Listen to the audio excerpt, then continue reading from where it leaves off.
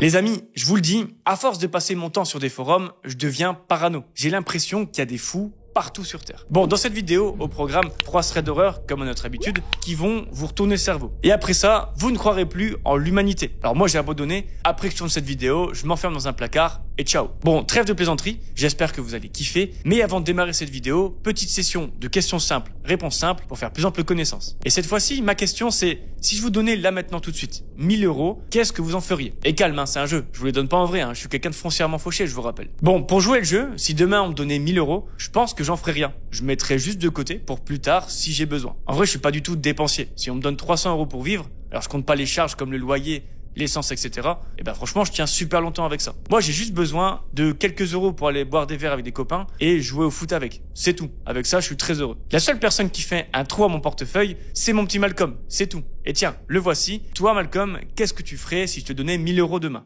Moi, j'ai acheté beaucoup de voitures. Bon, sur ce, jouez le jeu en commentaire. En tout cas, on est parti pour la première histoire. Alors pour cette première histoire, on va parler de Mika, un homme de 34 ans qui habite dans un quartier assez chic dans la banlieue de Toronto. Mika explique que ça fait 3 ans qu'il vit là-bas et qu'il y a lié d'amitié avec Sarah. Et Mika indique qu'au fil du temps, ils sont devenus très proches et sont devenus même, comme on dirait, meilleurs amis. Mika nous raconte aussi qu'il organise régulièrement des soirées dans sa maison et qu'au début, tout se passait bien. Sauf qu'une fois, un ami à lui a trop bu et a fait un véritable carnage le soir même. Il explique que son ami sortait dehors et faisait énormément de bruit, ce qui a évidemment déplu à ses voisins. Le bruit que faisait son ami était si fort que ça a obligé les voisins de Mika à contacter la police pour mettre un terme. Mika ne savait plus où se mettre car son ami était incontrôlable et s'est excusé plusieurs fois à ses voisins, mais sans succès. Ils l'ont toujours à travers la gorge. Les voisins de Mika, ils n'ont vraiment pas apprécié de faire autant de bruit tard dans la nuit. Et ouais, franchement, ça se comprend. Alors heureusement, Mika n'a pas trop été embêté par la police, mais une chose est sûre, il n'invitera plus son ami chez lui si c'est pour faire tout ça. Bref, maintenant que le contexte est posé, rentrons dans le vif du sujet. Un soir, alors qu'il est rentré du travail, vers 18h30, Mika entend quelqu'un qui frappe à la porte. Il ouvre donc la porte et tombe nez à nez avec un livreur. Un livreur lui expliquant qu'il a un colis pour ses voisins, mais comme ils sont absents, il préfère le donner à Mika. Mika prend le colis, mais il est assez étonné, car ses voisins ne sortent jamais de chez eux, et ses voisins sont même plutôt des personnes âgées, donc il trouve ça étrange qu'ils sont pas chez eux tard le soir. Mika a de toute manière récupéré le colis, il va pas le laisser sur le bas de la porte, et il se dit qu'en rendant service à ses voisins, ça peut apaiser un petit peu les tensions, suite à la dernière soirée qui a mal tourné. Bref, la soirée se passe bien. Il est 20h30 quand Sarah, sa meilleure amie, toque à sa porte. Ils ont prévu de se faire un petit repas ensemble et d'écouter un peu de musique et discuter. Et alors qu'ils discutent ensemble, ils sont tous les deux surpris, vers 23h30, par quelqu'un qui frappe à la porte. Et chose bizarre car ils attendent personne. Mais Mika il se dirige vers la porte d'entrée en pensant tout bonnement que ce sont ses voisins qui viennent chercher leur colis. Donc il va ouvrir facilement. Et oui, c'est vrai, c'est quand même assez tard, mais bon, comme c'est pour ses voisins, il le fait. Sauf qu'en ouvrant la porte, Mika tombe nez à nez avec 2 policiers. Et ces 2 policiers lui disent qu'ils ont été contactés par un voisin qui constate un problème chez Mika. Mika ne comprend pas car toute la soirée, ils étaient que 2 avec Sarah. Et en aucun cas, ils ont fait du bruit. Mika pense tout de suite à ses voisins qui ont déjà appelé la police la dernière fois. Et il se dit qu'ils avaient envie de se faire une petite vengeance et franchement ça réussit. Sauf que la police est formelle. Elle explique que des voisins les ont contactés car ils ont entendu des cris très suspects provenant de chez lui. Et au Canada, quand il y a quelque chose de suspect, ils n'ont pas besoin de mandat. Donc la police indique qu'ils vont rentrer dans la maison pour tout inspecter. Mika, lorsqu'il fait rentrer les 2 policiers, il jette un œil par dehors et bizarrement la voiture de ses voisins n'est pas là. Elle n'est pas garée. La place est vide. Et c'est étrange, car il y a que pour appeler la police. Donc bizarre qu'il n'y ait pas de voiture devant leur garage. Bref, les 2 policiers entrent dans la maison et tout de suite, Sarah trouve leur comportement très étrange. Alors son frère étant lui-même un policier, elle a un doute sur ces 2 policiers qui, à peu de choses près, en fait, n'ont pas le même uniforme que son frère. Alors vous savez, c'est ce genre de détail qui vous fait dire il y a un truc qui cloche, mais je sais pas quoi. Alors pendant tout ce temps, les policiers vont fouiller les placards, vont fouiller les chambres, mais évidemment, ils vont rien trouver. Entre-temps, Sarah va discrètement envoyer un SMS à son frère, qui lui-même du coup est policier, à quelques villes d'ici. Elle écrit rapidement comme quoi il y a 2 policiers étranges chez son meilleur pote et elle donne l'adresse. Et elle a à peine le temps d'envoyer le message qu'un des policiers se dirige vers elle et lui prend son téléphone des mains. Sarah ne comprend pas, mais vous savez dans ces cas-là, on est un peu comme impressionné par la police. Du coup, elle n'ose pas faire grand-chose. Les policiers décident d'inspecter la cave et qu'ensuite ils partiront. Ils demandent alors à Mika et Sarah de descendre dans la cave avec eux. Et ça, grosse erreur. À peine descend-il de la cave que un des policiers se jette sur Mika pour le mettre à terre. Le policier le maîtrise et attache ses mains et ses jambes avec des cordes. Et là où c'est pas normal, au-delà du fait qu'il frappe quelqu'un sans aucune raison, c'est que les policiers qui sont chez Mika, ils utilisent pas des menottes, mais ils utilisent des cordes. Et ils vont faire de même avec Sarah. Nos deux amis sont donc dans la cave, attachés aux pieds et aux mains, sans pouvoir faire grand chose. Ils ont beau crier, ils sont dans une cave, donc impossible pour des personnes à l'extérieur d'entendre le moindre bruit. Mika explique qu'ils vont rester 15 longues minutes dans la cave, alors qu'ils vont entendre des bruits sourds à l'étage, comme si leur maison se faisait retourner dans tous les sens. Le calvaire s'arrête enfin, lorsqu'ils entendent la porte de la cave s'ouvrir. Et heureusement pour eux, c'est le frère de Sarah, qui est là avec deux collègues à lui. Ils vont alors libérer Mika et Sarah, qui, remontant à l'étage, vont voir les deux faux policiers menottés dans le salon. Et effectivement, c'était deux faux policiers qui ont retourné la maison de Mika. Ils avaient préparé à l'entrée de la maison la télé et plusieurs objets de valeur pour les embarquer. Et je pense que du coup, le tour qu'ils ont fait au début avec Mika et Sarah dans la maison, c'était pour repérer si ça valait vraiment le coup de les mettre à la cave et de les attacher, pour qu'ensuite, ils récupèrent tous les objets de valeur. Enfin bref, fin de cette première histoire, c'est un peu comme l'apéro. On commence avec une petite histoire tranquille avant d'enchaîner tout de suite avec la seconde. Alors petit aparté, si tu veux encourager gratuitement la chaîne, le meilleur cadeau que tu puisses me faire, c'est de mettre ton plus gros like sur cette vidéo. Je dis ça, je dis rien. En attendant, je te laisse reprendre la vidéo.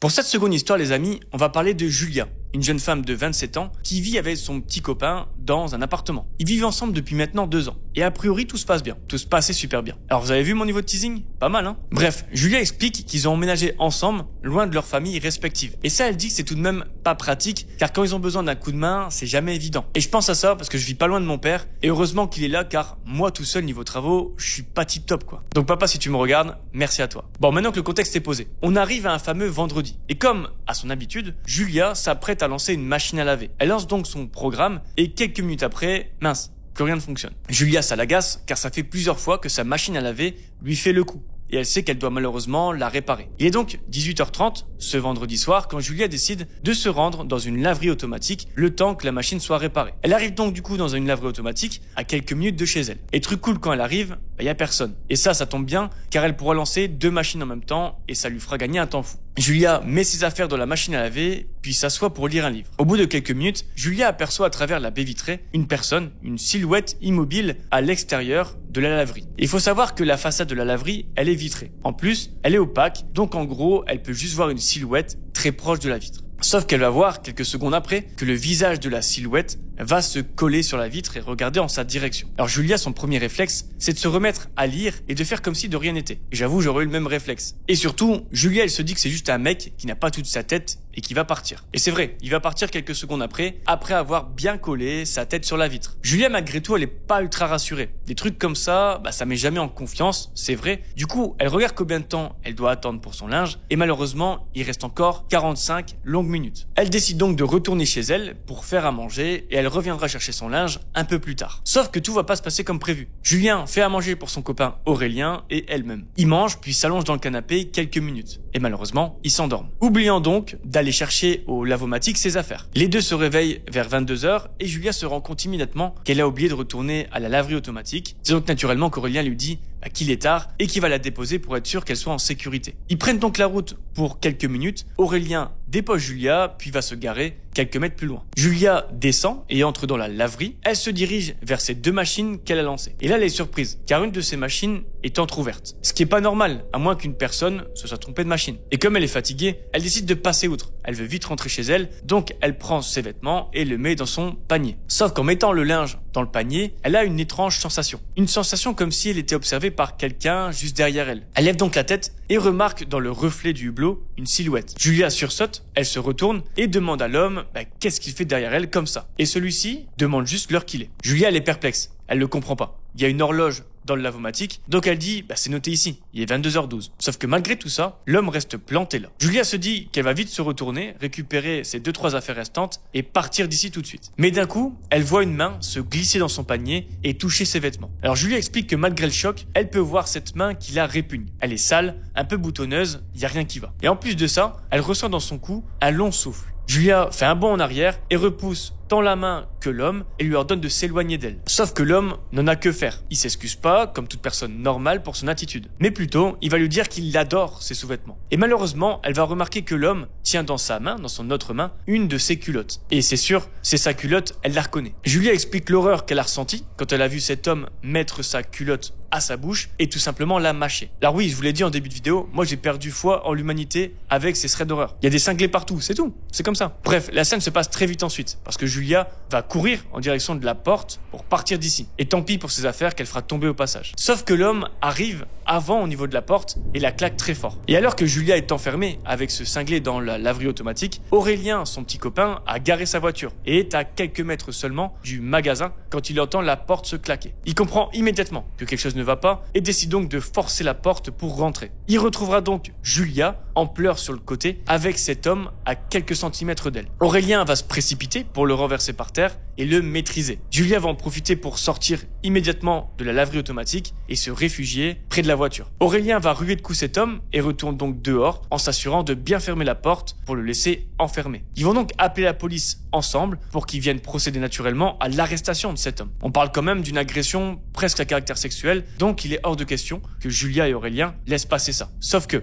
et c'est là où ça m'étonne, c'est que lorsque la police va arriver sur les lieux, ils vont retrouver personne dans la laverie automatique, alors qu'il y a bel et bien qu'une seule entrée et qu'une seule sortie. Alors tout a été fouillé au peigne fin, mais rien. On ne sait pas encore à l'heure actuelle où est passé cet homme répugnant. Bon, je vous le dis, moi cette deuxième histoire, c'était ma préférée sur cette vidéo. Ça veut pas dire que la dernière est nulle, mais je dis que celle-ci, c'est vraiment une histoire qui m'a marqué. Bon, en parlant de troisième histoire, on se la fait ou pas ?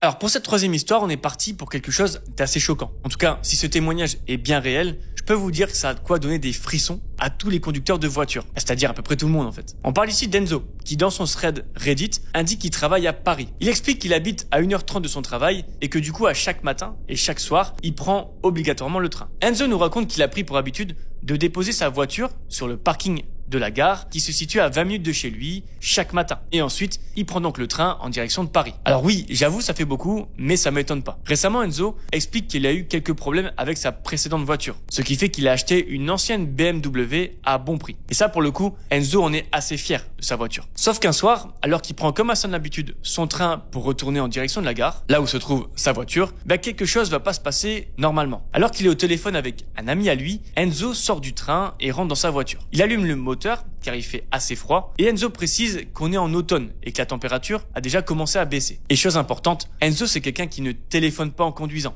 donc il reste sur le parking de la gare jusqu'à finir sa discussion. Et ça, on devrait tous prendre exemple sur lui, je pense. Et alors qu'il est toujours au téléphone avec son ami, il voit un homme d'une quarantaine d'années observer régulièrement Enzo dans sa voiture. Mais Enzo, à ce moment-là, il a du mal à comprendre les expressions du visage de cet homme. En fait, cet homme, il a un peu l'air perturbé. Enzo se sent malgré tout en sécurité car il est dans sa voiture. Mais il indique quand même que le quartier où se trouve la gare, c'est pas le quartier le plus rassurant. En effet, il y a souvent des trucs comme des carjacking ou des vols de portables. Donc voilà, c'est pas très rassurant non plus pour notre ami Enzo. Et tout ça, tout ce qui se passe autour de la voiture d'Enzo avec cet homme, du coup, ça va continuer plusieurs minutes où l'homme va s'agiter sur le parking. Il va faire des allers-retours et toujours fixer la voiture des yeux. Jusqu'à même, au bout d'un moment, prendre son téléphone comme s'il appelait des amis à lui pour voler la voiture d'Enzo. Mais Enzo, là où il ne comprend pas, c'est que l'homme qui prend son téléphone, il a pas du tout le profil d'un voleur. Il est en costard cravate, avec une mallette, cheveux un peu dégarnis, un peu ronds et avec des lunettes. Alors j'ai l'impression qu'il nous fait le portrait robot de François Hollande, mais c'est pas grave. Du coup, je comprends pourquoi Enzo se sent pas spécialement en danger. Mais malgré tout, Enzo, il va pas prendre le risque et décide de mettre court à sa conversation avec son ami au téléphone, puis il va repartir. Enzo raccroche au téléphone, puis il va pour avancer et sortir de sa place de parking. Sauf qu'à ce moment-là, l'homme, qui ressemble comme deux gouttes d'eau à François Hollande, se met à lui faire des grands signes de s'arrêter. Jusqu'à même lui barrer la route pour qu'il n'avance pas. Et Enzo, là, commence vraiment à paniquer, alors que l'homme, en face de sa voiture, lui fait plein de signes. Mais Enzo explique que malheureusement, il comprend pas à ce moment-là. Il est un peu en panique, donc il cherche juste une solution pour s'échapper de ce guet-apens. Et c'est quand l'homme se met à crier dans tout le parking que Enzo est en danger, qu'il comprend enfin que le danger, c'est pas le faux François Hollande, mais c'est bien quelqu'un d'autre. Et en entendant ça, Enzo a le sang glacé. Il lève les yeux en direction du rétroviseur et voit un homme masqué couché sur sa banquette arrière. Enzo est en panique, mais c'est trop tard. Il est repéré, ce qui pousse l'homme masqué à agir immédiatement. L'homme masqué lance une corde autour du cou d'Enzo pour l'étrangler. Enzo explique qu'il serrait si fort qu'il a eu sa respiration coupée d'un coup. Pendant ce temps-là, l'homme qui faisait des signes devant la voiture d'Enzo se rue vers la portière arrière. Mais malheureusement, c'est fermé. Il est donc là, impuissant, à tenter de casser la vitre de la voiture d'Enzo pour empocher tout bonnement un drame. Enzo, dans un mouvement de survie, appuie sur la centralisation qui débloque les portes. Ça permet à l'homme de pouvoir ouvrir la portière et de se jeter directement sur l'agresseur. Enzo peut enfin reprendre son souffle car il n'est plus serré par la corde, sauf que derrière lui, il y a toujours François Hollande qui en découd avec l'agresseur. Et malheureusement pour le sauveur d'Enzo, il va se prendre des coups, ce qui va laisser l'agresseur pouvoir s'échapper de la voiture. Mais rassurez-vous, il va pas s'échapper longtemps car en partant du parking, il va tomber face à une voiture de police qui va procéder à son arrestation. Et la police, elle est pas là par hasard. Alors rappelez-vous, c'est le sosie de François Hollande qui les a contactés alors qu'Enzo venait d'arriver dans sa voiture. Et c'est pas tout. On a a priori plus d'infos sur cet homme masqué, sur cet agresseur. En fait, il s'agirait d'une personne déjà connue des services de police et pas forcément connue pour les bonnes raisons. Il a déjà commis plusieurs délits, comme délit de fuite, ivresse sur la voie publique et surtout tentative de meurtre sur un agent de police. Un sacré casier, on peut dire. Bref, c'est la fin de cette histoire et de cette vidéo par la même occasion. En tout cas, j'espère que ça vous a plu. Sur ce, on va continuer à se retrouver demain avec une nouvelle vidéo de 3 threads d'horreur. En attendant, bisous.